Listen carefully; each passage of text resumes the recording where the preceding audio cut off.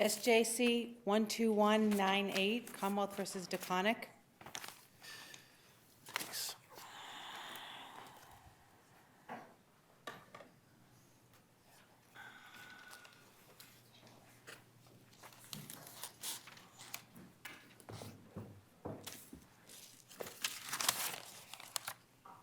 Ms. Bilger, good morning. Good morning. Amy Belger for Mr. Deconinck. May it please the court. I'd like to talk about issue 4 in my brief, which is the supplemental jury instruction given by the trial judge in response to a jury note inquiring, in essence, if they find that in self-defense, the defendant used excessive force, can they still convict him of murder, or are they confined to a verdict of voluntary manslaughter? And I would submit, under the case law, and as worded by the model jury instructions, the answer to the question is yes. If they find that he acted in self-defense with excessive force, I would say it is settled law that he cannot be convicted of murder, and he can only be convicted of voluntary manslaughter. And I think that is the answer that the trial judge owed that jury, an answer to the question, and the answer that she gave was not the proper answer on this record and under the law. The answer to the question that she gave did not answer the question, which has a very clear answer legally. And for that reason— The problem was the question wasn't that as clear as you said, right? The question's kind of a little garbled. It is a little garbled, but I think that And a fair why don't you reading read the of— exact question, because that makes it a lot harder, doesn't it? Here's the question. If we find the sole basis, self-defense, is not available to the defendant, which appears to be a typo for his use of excessive force, are we limited to a conviction of voluntary manslaughter due to mitigating circumstances? Or are first and second degree murder convictions still possible if we find that the other elements of those crimes are satisfied by the facts proven beyond a reasonable doubt? And then they refer to page 20 and the bottom of page 33, going on to page 34 of a written copy of the charge that they were given, which they had they wrote the page numbers in themselves. You may have had a preference for her to answer it no, right? But my memory is that Judge Giles referred back to her other instructions, which were appropriate, correct? In the main charge, Right. She read the language on page 20 and the language on page 33 to 34. Is there anything she said in response to the question, not your preference, but is there anything she said in response to the question wrong? I would say it is wrong because it was non-responsive. All right, but So I guess that's what I would my say. question is, did anything she read to the jury, other than your complaint of being non-responsive, did anything she say misstate the burden of proof, or was it wrong? No. And, but what I would say is under Tavares, the way she answered their very narrowly tailored, targeted inquiry obscured the defendant's right to a voluntary manslaughter verdict. If you look at Tavares, if an answer to a question by a judge in this situation obscures the defendant's right, that is a violation. And I would say that it did obscure it because she did not reiterate for the jury the language from the main charge that is the responsive language to the question. And because she didn't do that, and they gave her the added direction to where they needed to go or where they were. But by targeting where in the charge she gave them, they had their question or they were wondering or needing, some assistance with. And she didn't even go back and read that to them. Was page 33, 34, I haven't looked at 33 and 34, was that the excessive force and self-defense instruction, or what was that?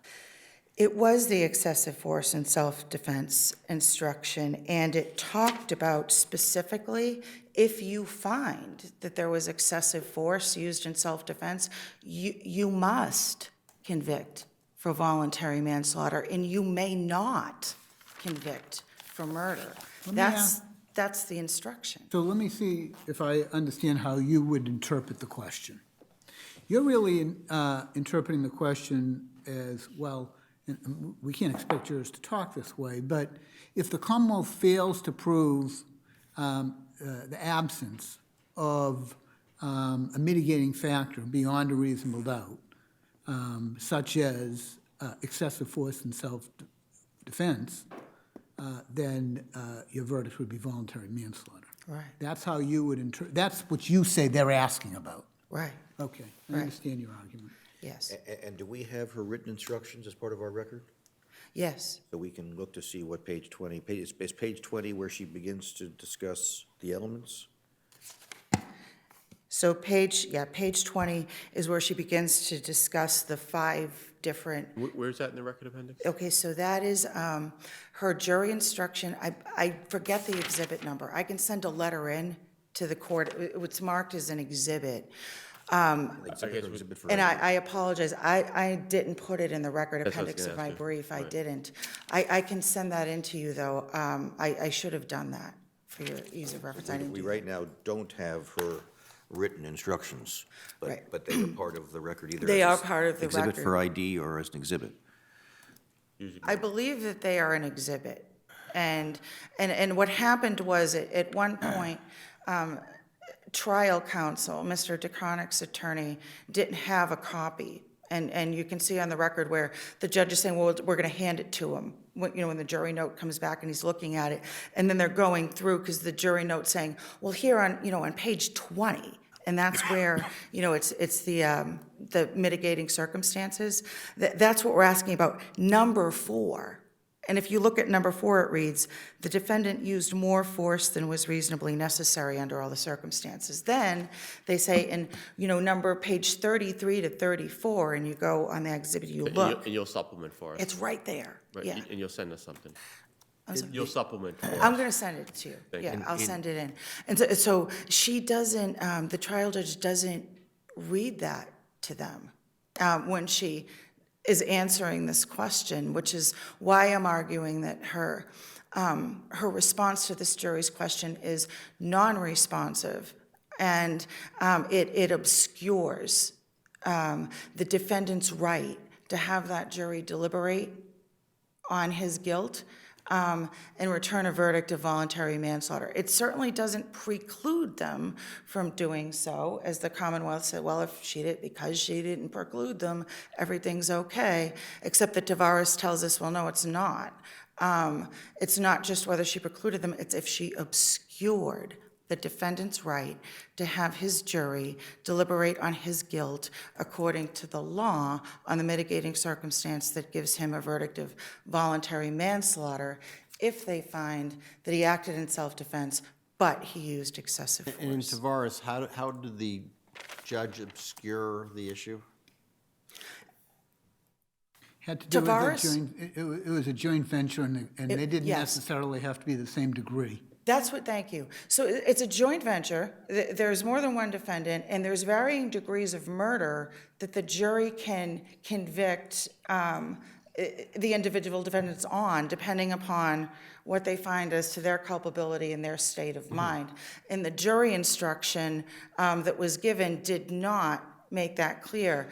So the jury instruction in Tavares itself was incorrect, or a response to a question? Because none of the judge's instructions here are incorrect, right? It's how she responded to the question. In Tavares, did the judge give correct instructions but not sort of pinpoint where in the instructions in response to a question? I haven't reread Tavares.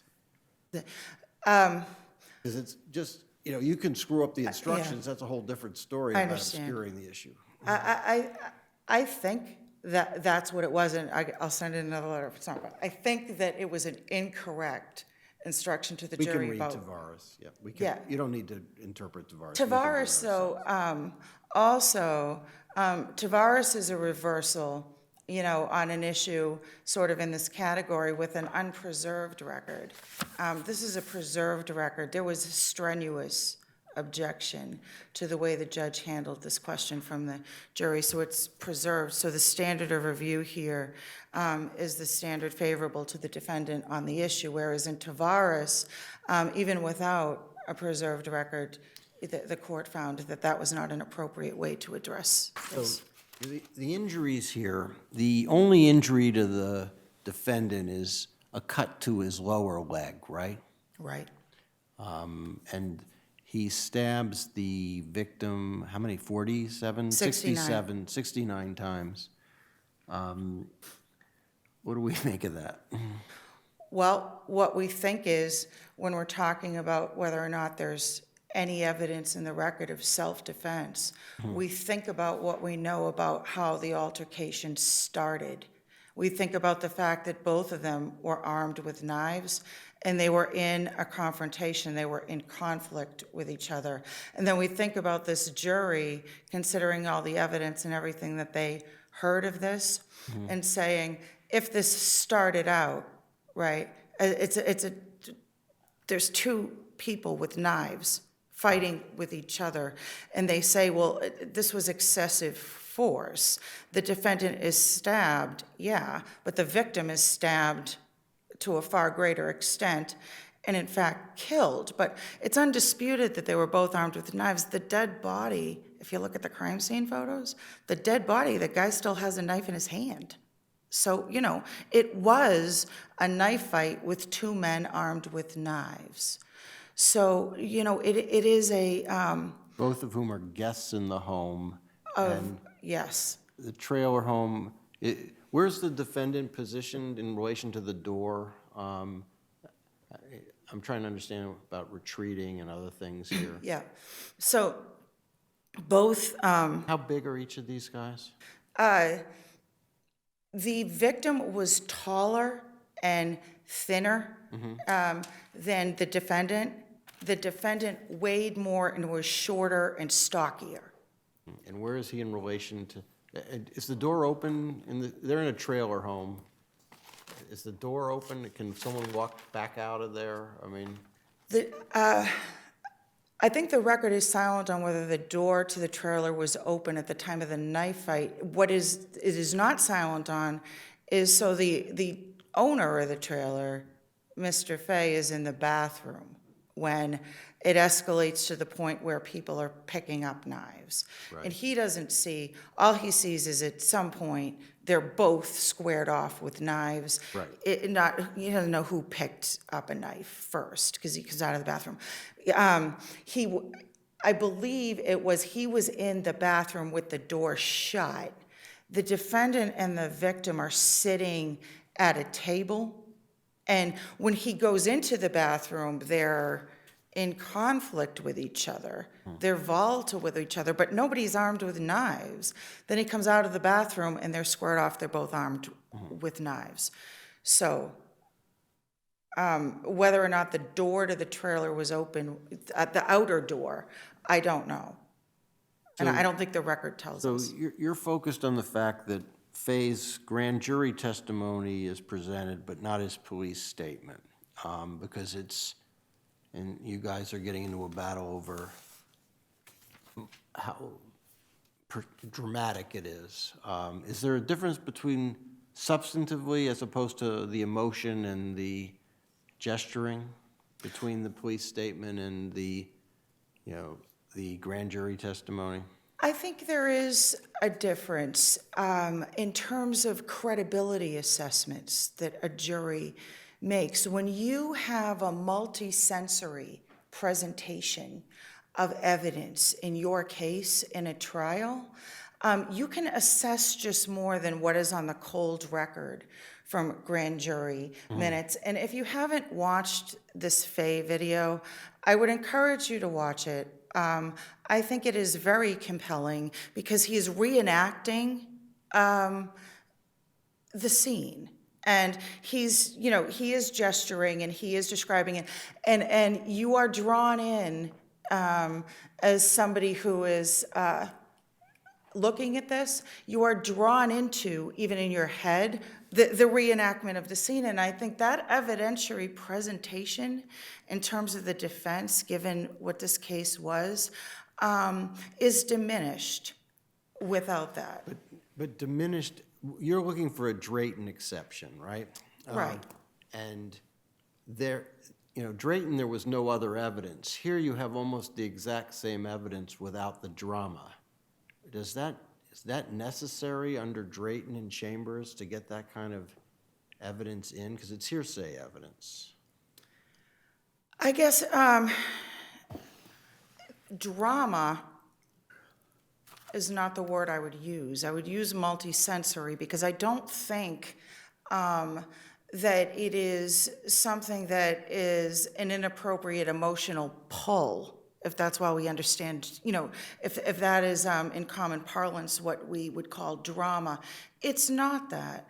It's a multisensory presentation. It's why do we use a PowerPoint and, a depiction of something as opposed to just reading it? What is it about how we use media and technology and things to put our point across? It's a different evidentiary impact. So Drayton, we're now going to have a best evidence type of exception to hearsay too? I mean, I'm not being facetious. I'm just asking because, we're hesitant to use hearsay, and you actually have all of this stuff. But I see your point, particularly millennials learn through visual, I don't know how many millennials are on the jury, but, but it just seems like we're pushing that Drayton exception even further. There's another thing, too, I would just say about this in terms of the law and the way, and, it's not just I'm looking for a Drayton exception, and that it's extraordinary in the way that Drayton, says extraordinary things should be treated in this context. But if you just look at, the inequality between, evidence like this in a civil proceeding under 233-65, and here, in a civil proceeding, that's statute by statute. A declaration of a deceased person is not inadmissible hearsay as long as the court finds it was made in good faith and upon personal knowledge of the declarant. And it would just come in, and, something like this. And when you look at what's at stake, for this defendant, first-degree murder versus voluntary manslaughter, and in a civil action in this state, we'll allow evidence like this to come in by statute, but we won't allow a guy who's on trial for first-degree murder to use that same evidence in his case. The inequity of that, and just, I sit there and go, why would the law treat, parties in court so inequitably over the exact same evidence in this way? So I think it's not just a Drayton exception. It's also just, what really basically a person should be entitled to use to defend themselves. You're going to run out of time, so I just want to run another issue by you. Have we ever said a judge had to recuse herself or himself when defense counsel didn't ask the judge to recuse himself or herself? Not that I'm aware. So that's a first, right? Yep, that's a first. Okay. Did the defense counsel in closing argue anything other than self-defense and excessive use of force in self-defense? Was there any argument based on sudden combat or on a reasonable provocation? Yeah, I think he did. I think he argued a litany of it was a sudden fight, or a fight broke out, or it was, I believe he did do that, but also his theme throughout was mentioned, it's in the record, but his main theme was self-defense, that my client was defending himself. Right, because that's the only way that he'd get an acquittal as opposed And to it's, a right, manslaughter. but he does, it's sudden combat and reasonable provocation, and my client was provoked, that came out of his mouth. Yeah. Okay. All right, thank you. Mr. Lynn, good afternoon now.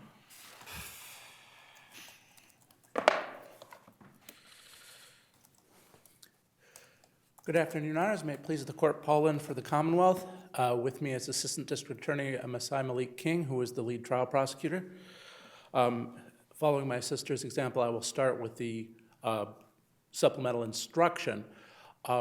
Regardless of whether this was the answer the jury was looking for, the answer that the judge gave was a correct answer. And most important is that she says, this is the last thing she says on page 34 of volume 7.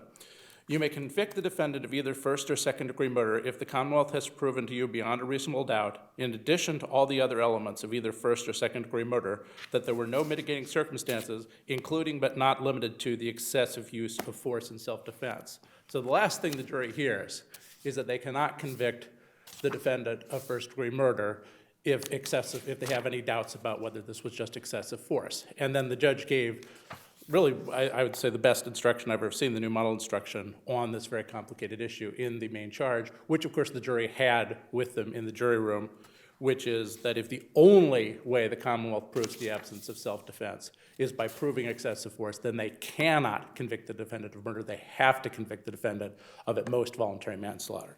And that's at page 121 of volume 6. It's also in my brief. So this is not a case in which anything was obscured or eliminated, which is the language from Tavares. And Tavares, the judge gave an instruction that implied incorrectly that they had to come back with the same verdict for each of two joint venturers, which is not the law. There's nothing like that here. Everything is correct. Even if the jury remained confused, they could have asked more questions. They did ask another question further on. It had nothing to do with this issue. But they knew they could ask further questions. They had the instructions. They had correct instructions. There's no error even under the prejudicial error standard here. What do you say the weight of the evidence shows as to how this fight began? The only evidence of how the fight began is the defendant's own statements, in which he says that the victim came after him with a knife, and Faye's grand jury testimony, in which he says when he comes out of the bathroom, they're gaming at each other on the table. That's not his exact words, but they're trying to move around the table, and the next thing he knows, they both have knives in their hands, and they're swinging them at each other.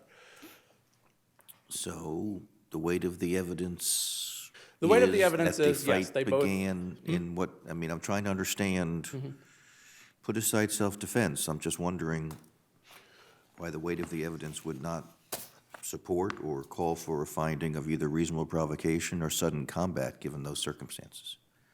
The main reason is because, first of all, you've got nothing on the record that suggests that he was not able to retreat in answer to a question that was asked earlier. That goes to self-defense. It does not go to reasonable provocation or... It does not go to reasonable sudden provocation, too. But this is, yes, they both pick up knives that are available, but there's no evidence, or I mean, I won't say there's no evidence because the Faye does say in his statement that they were sticking each other, but that's conclusively refuted by the medical evidence, which shows that the defendant incurs one wound and it's just above his ankle. So the weight of the evidence is that the victim stands no chance in this case, that the defendant is able to do he never gets in a blow, that even though he may have a knife, there's not the kind of situation like in the case where the defendant gets shot and he's in excruciating pain, and in this excruciating pain, he kills the victim. This is a situation in which, yeah, there's a mutual fight, but there's no provocation of the sort that, of a violent blow. There's no pain in the weight of the evidence. All there is that the victim has this knife, and there's no evidence that he ever, in fact, the evidence is conclusive that he never gets in a good blow against the defendant. Can I ask, is there a sudden combat instruction? Because this is sudden combat, right? This is a classic case of sudden combat. These guys are buddies. They're drinking buddies. The one guy's annoying, according to at least the police statement. That's not disputed. And then they start, knifing each other. Was there a sudden combat instruction? Yes, there was reasonable provocation and sudden combat. So they got the instruction. Correct. So I'm trying to figure out what we know. I mean, is it apart from Faye's claim that he was in the bathroom or that he left the trailer before and did not see the actual fight, which I guess in the grand jury he admitted was not true. Correct. Is it your view that Faye's recitation of it is the best evidence as to what we know as to how the fight began? It's that and the defendant's statements, which are again demonstrably false. Okay, put aside the defendant's statement, which clearly could be self-serving. I'm just trying to figure out what the weight of the evidence is as to how this fight began, and I guess, are we saying that we need to turn to Faye to understand that? I don't think you even have to look. Let me put it this way, that the evidence in the light most favorable to the Commonwealth, now I realize under 33 that's not the same thing as the weight of the evidence, but the evidence in the light most favorable to the Commonwealth is that we don't have any idea when the victim picked up this knife. For all we know, based on the medical evidence, the defendant or the victim managed to grab it at the last minute and that's why he was only able to slash the defendant in the back of his calf as opposed to any place else on his body. But Faye says, I mean, I guess this trailer, I assume, is relatively small. We're not talking about, this is a small area. Correct. It's a tight space. There are two doors, I would point out. The evidence is clear. There's two doors. There's really no evidence that the defendant could not have retreated. In fact, he says Put aside the issue of retreat. That's self-defense. I Correct. understand that. I'm more concerned, to be blunt, about whether the strength of the evidence with regard to reasonable provocation or sudden combat. And I'm trying to understand what evidence the Commonwealth presents that demonstrates that this was not a case involving sudden combat or reasonable provocation, in view of what Faye's description is of it, or whether the physical evidence bears on that. Well, I would say neither the jury nor this court has to accept Faye's testimony. It was impeached. Okay, but you've got to prove the absence of it beyond a reasonable doubt. We do. And we have to determine whether or not, Correct. both sufficiency and also whether we have to go to the weight of the evidence. So I'm asking you to sort of show me, Judge, that we should not exercise 33E because of sudden combat or reasonable provocation for these reasons. The first reason is because even if you look at the light evidence, the weight of the evidence, even the evidence in the most favorable to the defense, you have just two people who are in an argument, they're drunk, they pick up weapons of opportunity that just happen to be there. And then the defendant, with virtually no resistance, inflicts 69 knife wounds on the victim. The victim does not even touch any place above the defendant's calf. This is not mutual combat. This is regardless of whether the victim has a knife, this is a one-sided slaughter. It's the disparity in the injuries of what was conflicted, the 69 stab wounds versus 1, which puts it over the edge. Yes, I think that might not necessarily be true if the stab wound was actually to the back, like the defendant said, where all of a sudden you'd have that possibility that he was stabbed first and he was in pain, and suddenly this gets to be something that would provoke a reasonable person to kill. And I think that's important to look at, that it's not just, I was provoked. Oh, gee, I was upset. This made me mad. It's something that would provoke a reasonable person to kill. And here, just the fact that the victim is being annoying. Yes, Your Honor. We also have his prison phone calls where he describes himself as a stone-cold killer, right? Correct. And that he makes some other comment. When he gets in a fight, he finishes, I can't remember what his other statement is. There are a couple of these sort of nasty. Right, and again, I know this goes back to self-defense and not native passion, but he didn't try to avoid this. He doesn't retreat. That's just not his nature. Well, that's clear. But it's also clear that it is a sudden combat, but. And It's do- not do we know- planned. Do we, There- we don't know the order of the injuries, right? We don't know whether he killed him right away and then he just keeps stabbing him repeatedly. Although I guess there's little punctures, right? Do we have any, we don't know how the fight proceeds in terms of when he kills him in this, right? No, we have evidence from Fay that he stabs him once after he's down. We also have evidence that two of the three most likely to be fatal wounds are to his back. Oh, is that right? Yes, Okay. that's the medical evidence. The one that actually punctures his aorta, which would have caused death quite quickly, is a wound to his back, as is the one that goes through his lung. The other one, I think both of those, both the one that hits his aorta and the one that doesn't go through his lung. And when he's lying on the ground, is he on his back or on his stomach? When he's found, Yeah. he's lying on his back, so he's facing up. If I remember correctly, he's leaning sort of against the base of the kitchen counter. And the evidence, I'm sorry, I lost my train of thought. Justice Lowy, you should go while I gain it back. Sure. I'd like to talk about Drayton for a moment. Yes. And the issue of Faith's statement to the police. So the judge let in as critical to the defense and bearing persuasive guarantees of trustworthiness Faith's grand jury testimony? Yes. Okay.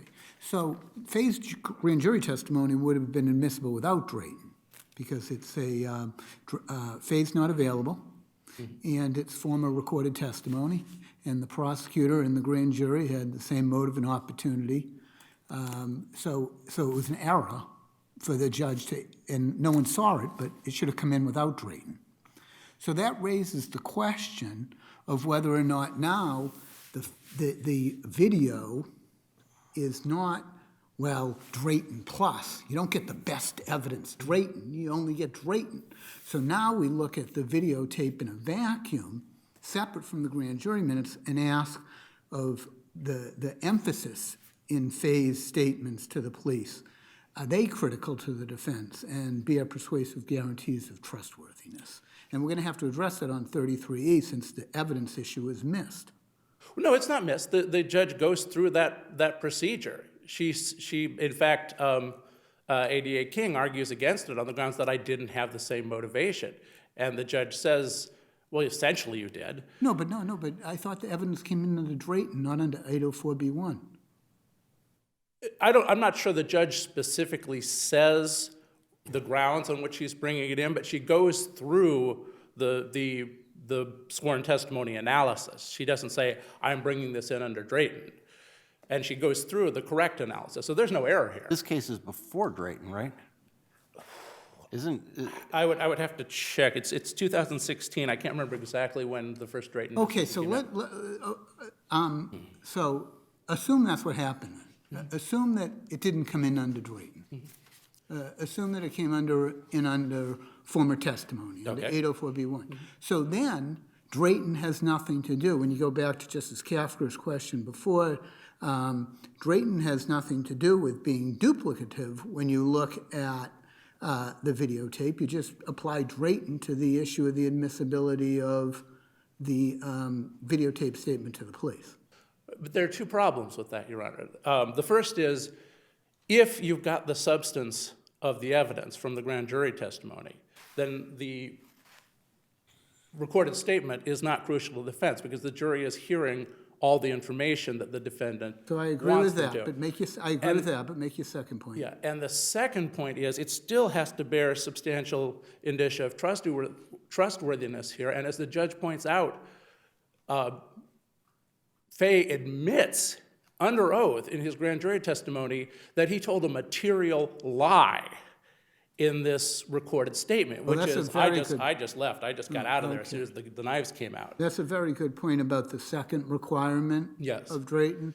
As to the first one, it may well be, but going back to the appellant's argument, they're saying, no, that you have to look at the statement to the police and the manner of the statement, its persuasiveness, separate and distinct from the grand jury minutes because it's a different animal. I would disagree with that, Your Honor. I don't think that the holding of Drayton is or should be anything goes.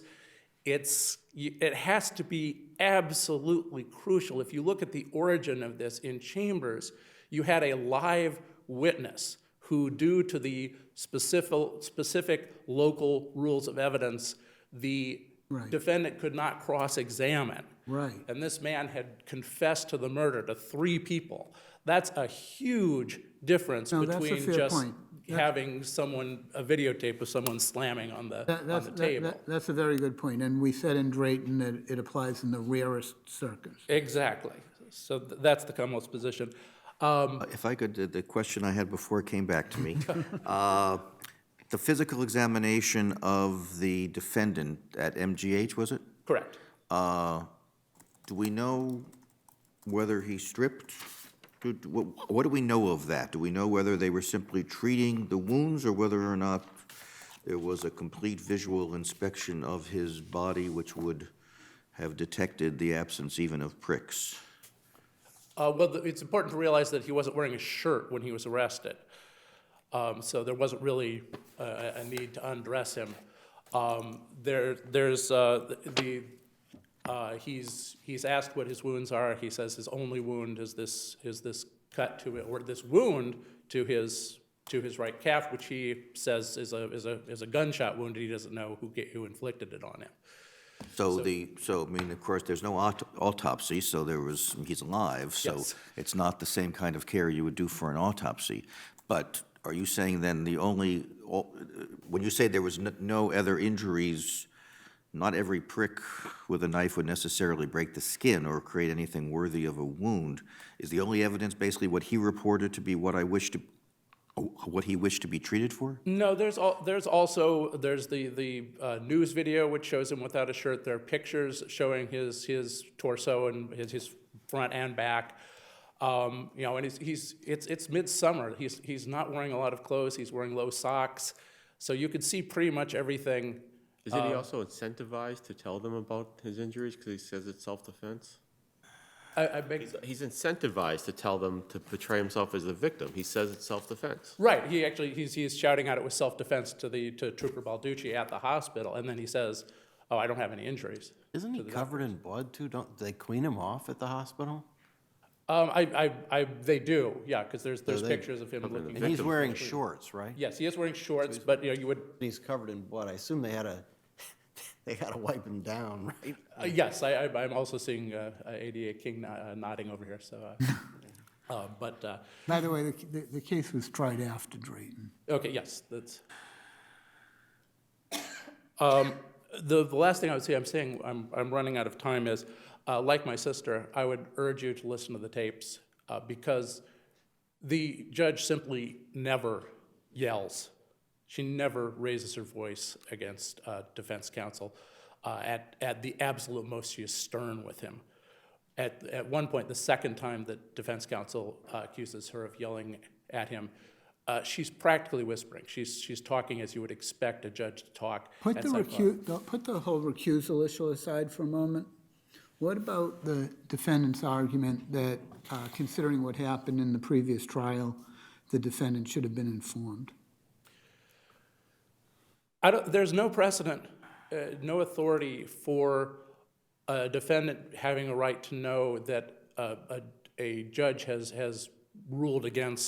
made a ruling against his attorney. And that's really what you've got here. If you look at what happened in Pinckney and Carter, you have a defense attorney who engaged in what the judge accurately described as a temper tantrum. He used the term jackass. He wouldn't admit to it. He wouldn't come to side bar.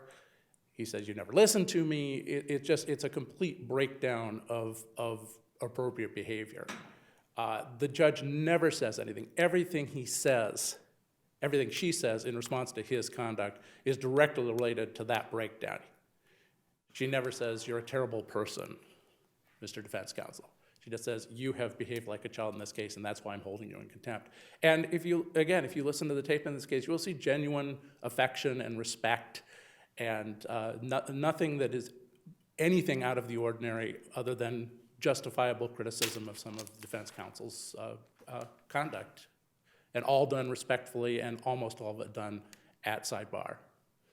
So if there are no further questions, the Commonwealth will otherwise rest on its brief. Thank you.